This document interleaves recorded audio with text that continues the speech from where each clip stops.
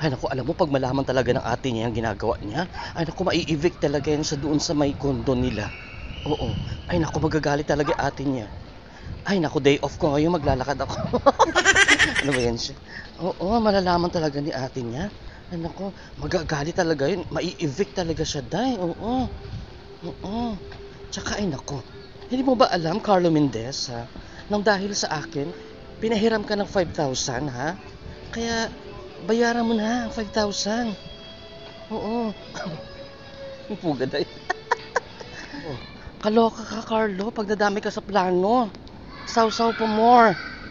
Pag ikaw, Carlo Mendez, nadamay sa plano at pag nalaman ng ate mo yung ginagawa mo, nako, may evict talaga yan siya sa sa condominium nila. Eh di wow.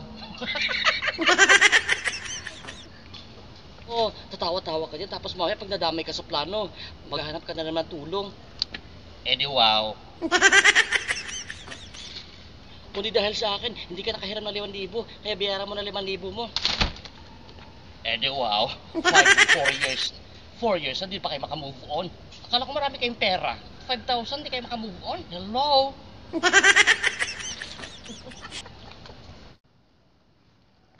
Eh di wow.